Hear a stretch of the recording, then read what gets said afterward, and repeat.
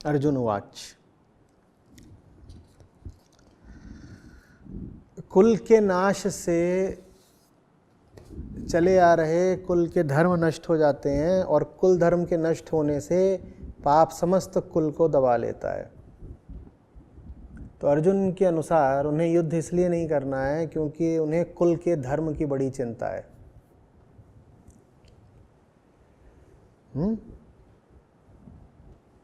कुल का धर्म बचाना है। कुल धर्म नष्ट हो गया तो पाप सारे कुल को दबा लेगा। तो सार्वजनिक हित में अर्जुन कह रहे हैं कि मुझे युद्ध नहीं करना है। नहीं नहीं, मेरे मोह इत्यादि की कोई बात ही नहीं है। मैं तो एक वीर निरपेक्ष निष्पृह क्षत्रिय योद्धा हूं। मोह इत्यादि तो मुझे छू नहीं जाते। वो तो बात यहां कुल धर्म की है, मैं इसलिए युद्ध नहीं करना चाहता। बड़ी गंभीरता से, बड़ी निष्पक्षता से मैं आपके सामने एक संवेदनशील मुद्दा रख रहा हूं। कृष्ण, भावुकता वगैरह कोई बात नहीं है, न मुझे कोई भाव है न मुझे कोई मोह है। मैं तो एक गंभीर वयस्क की भांति कुल के लाभ की बात कर रहा हूं। जैसे हम सब गंभीर वयस्क होते हैं और बड़ी बुद्धिमत्तापूर्ण और परिपक्व बातें किया करते हैं, ऐसा है वैसा है। बस इतनी सी बात है कि हमारी सब परिपक्व और गंभीर बातों के पीछे हमारी बचकानी अधपकी वृत्ति छुपी होती है। थोड़ी देर पहले क्या कह रहे थे, सारे विचार कहाँ से आते हैं? वृत्ति से आते हैं। विचारों ने गंभीरता का चोला पहन रखा होता है। उनका व्यवहार ऐसा होता है, उनका व्यक्तित्व ऐसा होता है, उनका चेहरा ऐसा होता है कि लगता है कि कोई गहरी बात, कोई पकी हुई बात, जबकि उनके स्रोत में क्या होती है? कोई बालक वृत्ति। मेरा सेब छिन गया, मुझे फलाने की शक्ल नहीं पसंद आ रही, मुझे डर लग रहा है मुझे अंधेरे में बंद कर देंगे,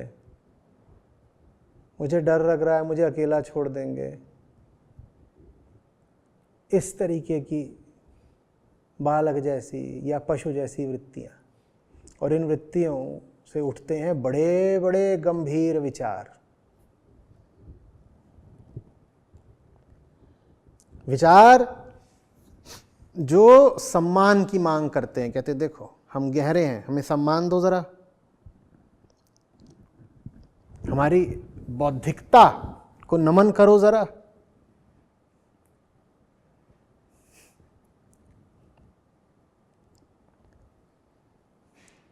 बुद्धि तो सेवक की भी सेवक होती है।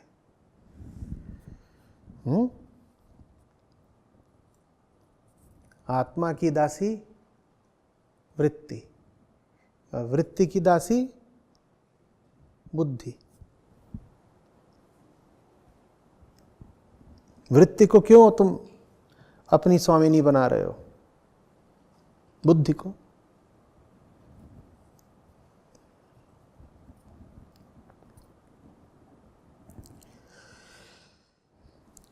अभी आगे और धुरंधर तर्क आने वाले हैं। सीट बेल्ट बांध लें। हे कृष्ण, कुल में अधर्म का प्रभाव होने से कुल की स्त्रियां दूषित हो जाती हैं, और हे वार्ष्णेय, स्त्रियों के दूषित होने से वर्ण संकर संतान पैदा होती है। तो अर्जुन कह रहे हैं कि देखिए असली बात यह है कि मुझे ना राज्य की स्त्रियों की बड़ी चिंता है, मैं इसलिए लड़ाई नहीं करना चाहता। बेचारी स्त्रियां दूषित हो जाएंगी। नहीं, लड़ाई तो मैं कर लूं। आप बोलिए अभी एक एक बाण पर इनमें से एक एक का नाम लिखा हुआ है। और मेरे एक बाण से ऊपर की किसी की हस्ती नहीं इनकी। एक बाण में भीष्म, एक में कर्ण, एक में द्रोण, सब निपटा दूंगा अभी। वो तो मैं जरा गंभीर किस्म का आदमी हूं, ऊंचे विचारों वाला चिंतक हूं, दूरदर्शितापूर्ण आगे की सोच रखता हूं। तो अभी अभी मैंने आगे की सोची और मुझे इसमें दिखाई दिया कि हमारी बेचारी स्त्रियों का क्या होगा। तो इसलिए मुझे लग रहा है कृष्ण की हमें लड़ाई नहीं करनी चाहिए।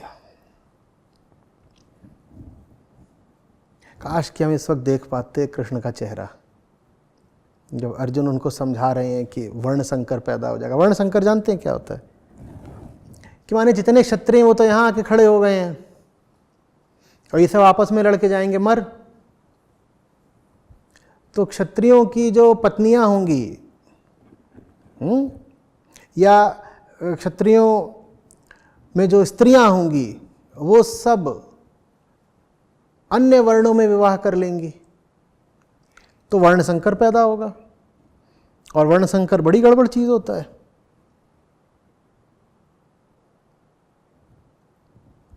क्या पहुंचा हुआ तर्क मारा है।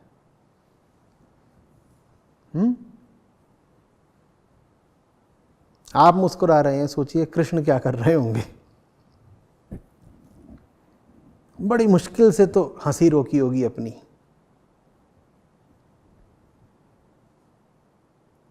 उस अति गंभीर क्षण में भी भीतर से अट्टहास लगभग फूट ही आया होगा कि वाह बेटा मुझे ही चरा रहे हो।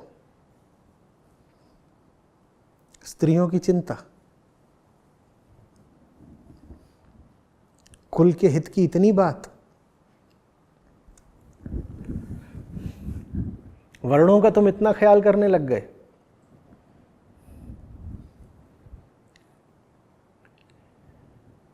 तुम्हारे पूरे जीवन में तो हमें वर्णवाद कहीं ज्यादा दिखाई नहीं देता अर्जुन। अचानक से तुम्हें क्षत्रियों की स्त्रियों की वर्ण रक्षा की इतनी सुध आ गई। सब कुछ बोल रहे हो, न जाने कहां कहां से तर्क गढ़ कर ला रहे हो, बस एक बात नहीं बोल पा रहे। मोह ने मुझे पकड़ लिया है।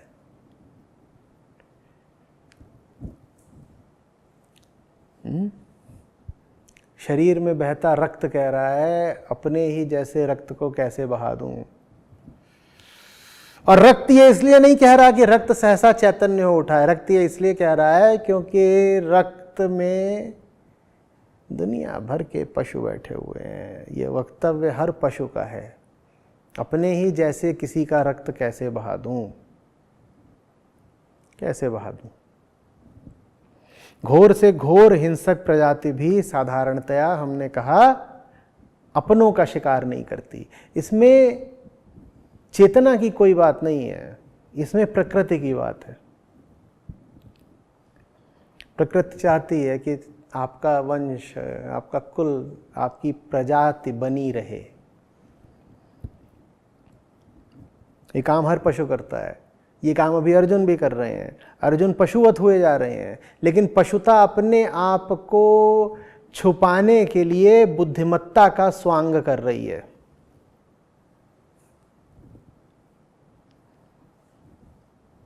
पशुता हमेशा यही करती है।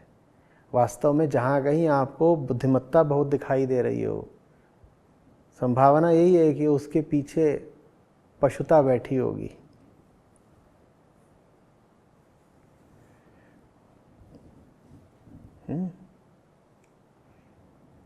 बुद्धिमत्ता अपने गुरु गंभीर लहजे में कोई बड़ी महत्वपूर्ण बात कह रही होगी, पर कान है यदि आपके पास और ध्यान है यदि आपके पास, तो आप सुनेंगे कि बुद्धिमत्ता की गंभीरता के पीछे कोई पशु हल्के हल्के गुर्रा रहा होगा। ये जानवर है जो बुद्धि का इस्तेमाल करके अपने उद्देश्य पूरे कर रहा है।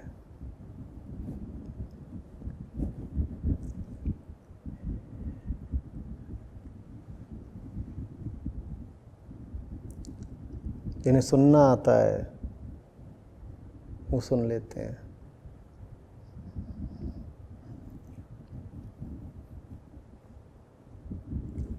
वो बुद्धि के वक्तव्यों में पशु की गुर्राहट सुन लेते हैं।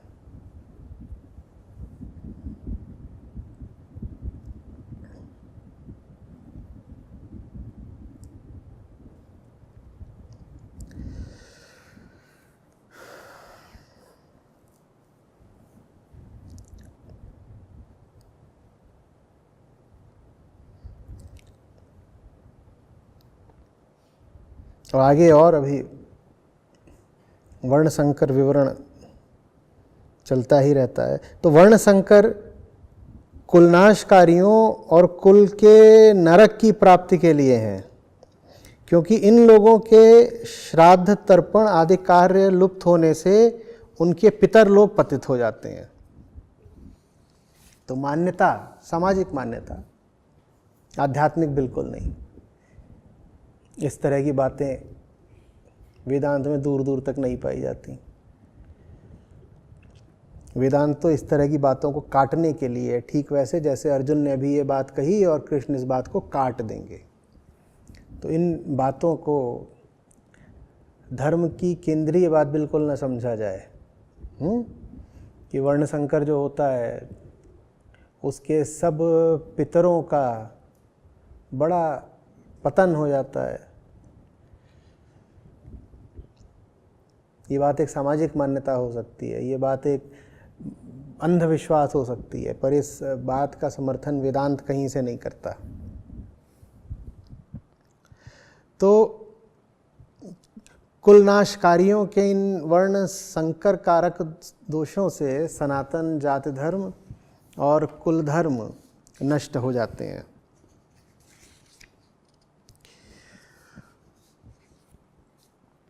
तो अर्जुन को बड़ी चिंता है पितरों की। अब वो भी राज्य भर के पितरों की।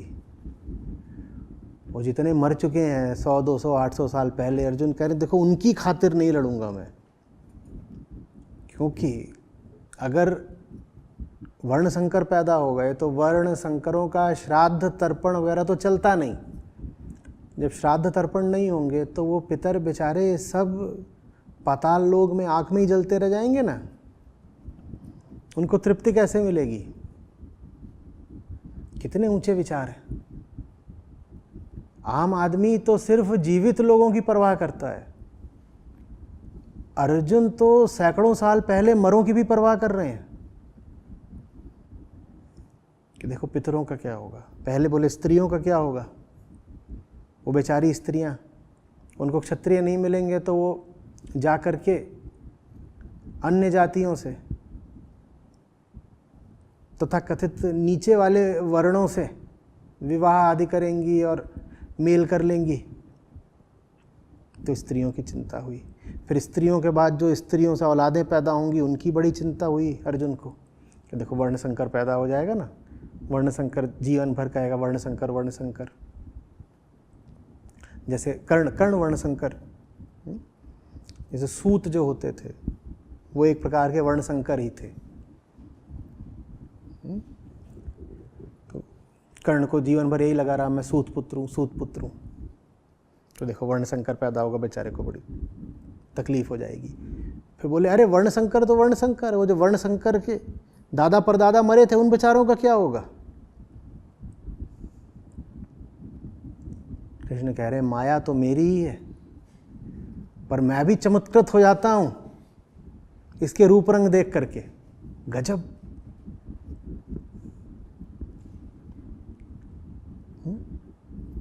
पितरों का क्या होगा।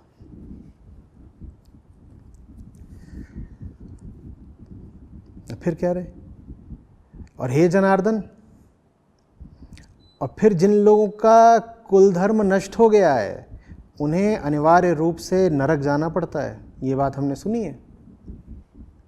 तो इन सब लोगों को नरक जाना पड़ेगा, अच्छी बात नहीं है। तो ये नरक ना जाएं, इसके लिए मैंने तय करा है कि मैं लड़ाई नहीं करूँगा।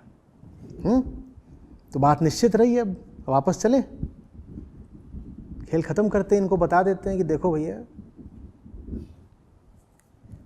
लड़ाई माफ़ करो, क्या कर रहे हो ये सब, तुम हथियार लेके इकट्ठे हो गए हो, नाचो खेलो कूदो खाओ, घर जाओ। अपनी ओर से तो अर्जुन अब आश्वस्त हैं कि निर्णय पर आ गए हैं। सारे तर्क एक ही दिशा में संकेत कर रहे हैं, मत लड़ो। क्या क्या तर्क निकाले हैं।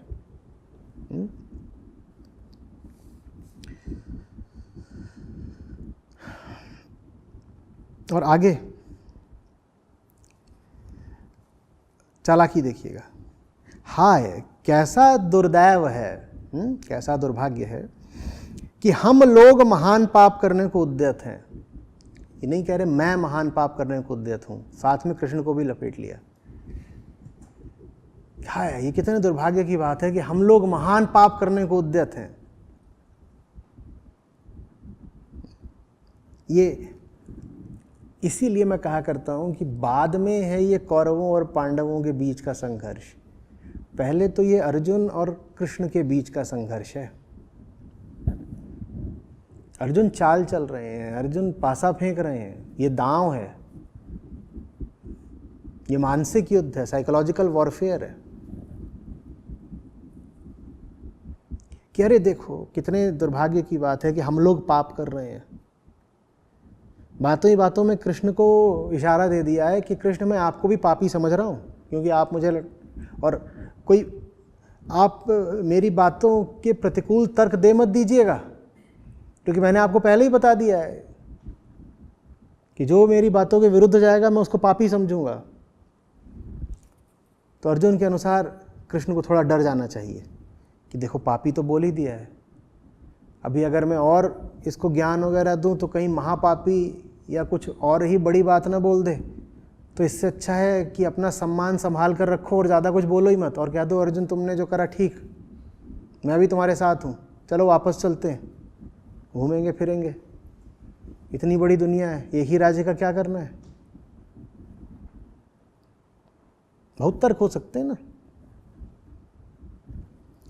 हाय कैसा दुर्दैव है कि हम लोग महान पाप करने को उद्यत हैं, क्योंकि राज्य प्राप्ति रूप सुख पाने की आशा से स्वजनों की हत्या करने के लिए सन्नद्ध हुए हैं। देखिए क्या करा है, धर्म को नीचे गिराया है, कहा है कि नहीं हम धर्म के लिए नहीं लड़ रहे, कह दिया हम तो राज्य प्राप्ति के लिए लड़ रहे हैं। तो लड़ने के पक्ष में जो बात कही जा सकती थी उस बात को गिरा दिया, कह दिया नहीं हम धर्म के लिए थोड़ी लड़ रहे थे, हम तो लड़ ही रहे थे लालच के लिए। और लड़ने के विरोध में जो बातें कही जा सकती थी उनको उठा दिया, समझ रहे हो, धर्म को गिरा दिया, धर्म की तुलना लालच से करके, और अधर्म को उठा दिया, अधर्म के ऊपर अच्छाई का, नैतिकता का आवरण पहना करके।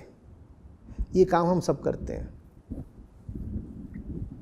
कोई अच्छा काम कर रहा होगा उसको हम तत्काल कह देंगे अरे उसका उसमें कोई स्वार्थ होगा इसीलिए तो कर रहा है। ठीक वैसे जैसे धर्म युद्ध को यहाँ पे अर्जुन ने गिरा दिया ये कह के कि अरे ये तो राज्य और रुपए और सत्ता के लिए की जा रही लड़ाई है। वो जो युद्ध है वो वास्तव में सत्ता के लिए नहीं है, वो धर्म के लिए है। लेकिन अर्जुन ने उस युद्ध को अलग ही तरह से परिभाषित कर दिया, क्योंकि धर्म की राह चलना नहीं है। कैसे कह दें कि धर्म की राह चलना नहीं है, तो धर्म को अधर्म घोषित कर दो ताकि धर्म को ठुकराना आसान हो जाए। समझ में आ रही है बात?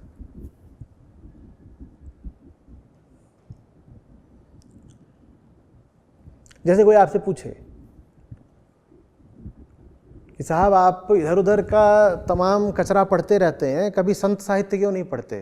तो आप कहें अरे संतों का क्या है, इन्होंने तो जो करा अपनी ही दुकान चलाने के लिए और प्रसिद्धि पाने के लिए करा, और मेरे पास प्रमाण है। क्या सब संत प्रसिद्ध हैं कि नहीं? हाँ, तो इसीलिए तो इन्होंने ये सब बातें कही थी।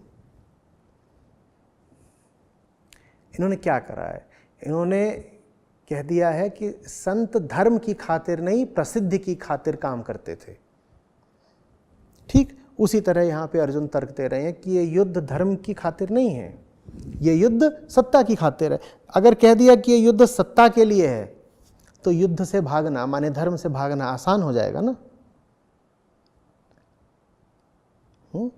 ये काम हम सब करते हैं।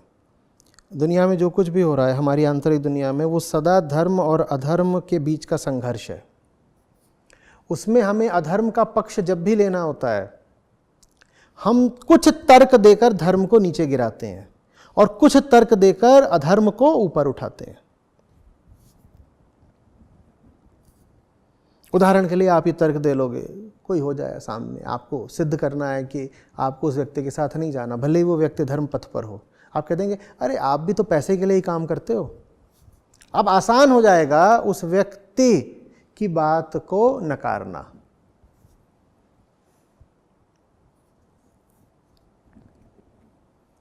समझ रहे?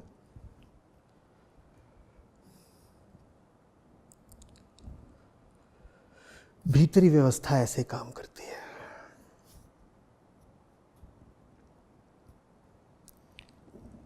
हमारे उद्देश्य सब गर्हित पतित होते हैं,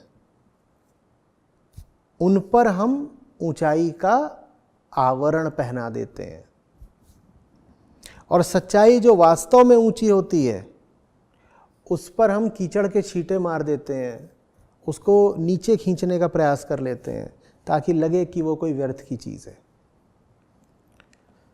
ये सब कुछ करने के पीछे उद्देश्य हमारा बस एक होता है, अधर्म का साथ देना।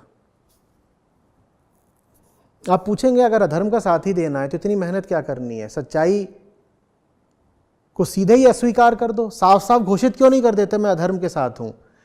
इतनी हम में हिम्मत नहीं, इतने खुले अधर्मी हम नहीं हो पाते। हमारी मजबूरी यह है कि हमें अधर्मी भी होना है और स्वयं को धर्मी घोषित भी करना है। तो हमें अपने अधर्म को धर्म का नाम देना आवश्यक हो जाता है, क्योंकि हम डरे हुए लोग हैं। हम अधर्म के पक्ष में भी डरे हुए हैं।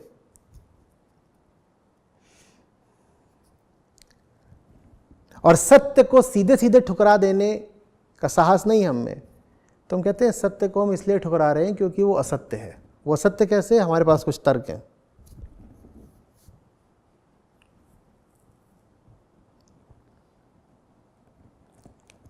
बात आ रही है समझ में?